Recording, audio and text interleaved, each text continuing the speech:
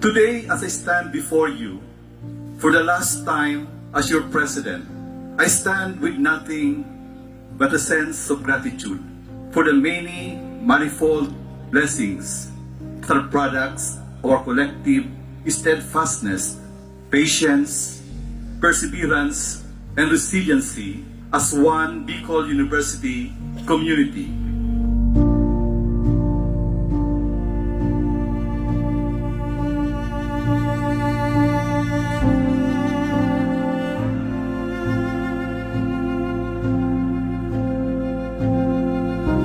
I stand as an academic leader, grateful for the faith we share and the trust that you have all unwaveringly given to my administration.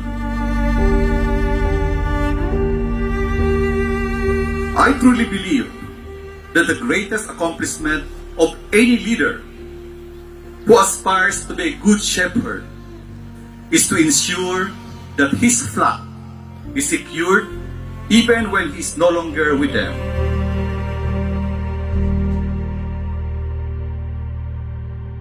It is the very same vision that we pass on to you as legacy, because for every knowledge generated and copyrighted, for every innovation produced, and for every technology invented or patented, is the innovative mind and passionate heart of your mentors, your professors and teachers, who will most likely pass on these thoughts to you and ignite the flame of vision within you.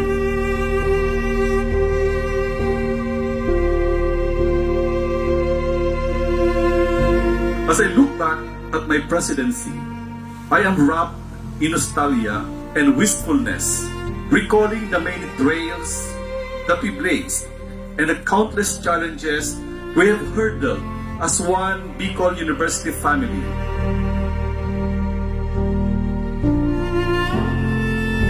I had many opportunities working in other places and with other institutions, but only Bicol University has captured my heart.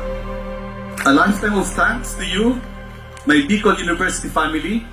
Maraming salamat. Diyos ang magbalos sa Indo Kabos.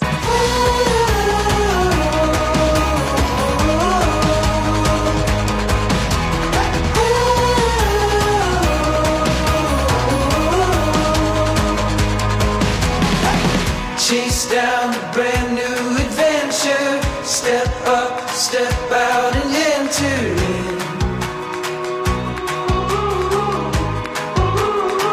My dear graduates and my BU family, I may not be around anymore as your president when all these technological innovations become operational. But it is a legacy that our faculty members and future students will enjoy for many years to come.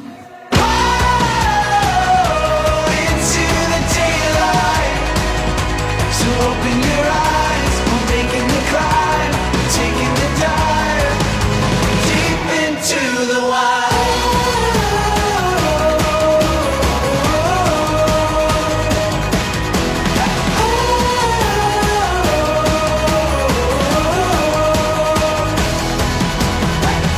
And I assure you, my dear graduates, my Bicol University family, that I will live with an enlightened mind, a happy and contented heart, and a soul forever burning with passion for service, for social transformation and development. Wild is calling now. Wild, wild is calling. No time, no time. Oh, into the daylight. So open your eyes. We're making the climb. Taking the dive. Deep into the wild.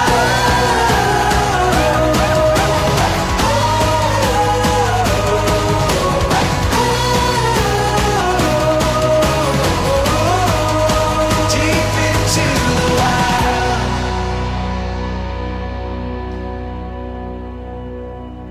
My dear graduates, both of us at a certain crossroad in our lives. As you leave Bicol University, you begin another journey towards becoming the change agents and catalysts for social transformation and development that we envision of.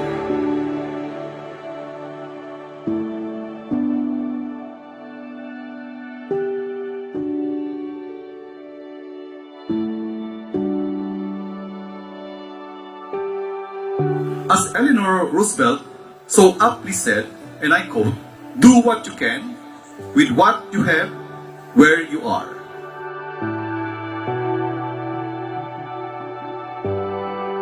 My dear graduates, go where you are celebrated. Go where your ideas will bear fruit. Go where you can serve better, but never abandon those who reject you or have a different path than you have.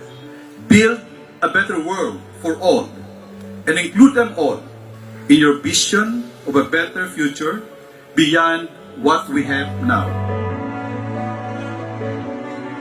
If you believe in a higher being or a higher purpose, then you will know deep in your heart. If you truly listen with the ear of your heart, then you will know that even in diversity, there can be unity.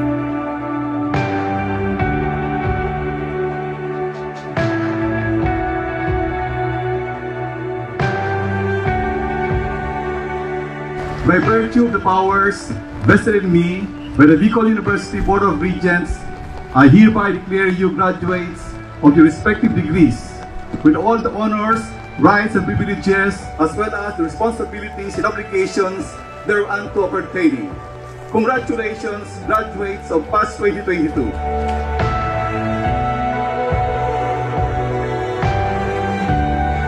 Stay the course and be the embodiment of a resilient person with the mind of a scholar and the heart of a servant. Class of 2022, please keep in your heart this simple truth. Whenever adversity, trials, tribulations, and periods of uncertainty come, let us focus on finding ways to lessen each other's burdens and find ways of understanding each other's concerns while searching for ways to make every minute of trials and adversity count. The Arampay is the symbol of your profession. Wear it with dignity, live up to its expectations, and let it remain pure and untarnished. May this ever be your guide in the exercise of your profession with dignity, prudence, and justice. Our congratulations, dear graduates.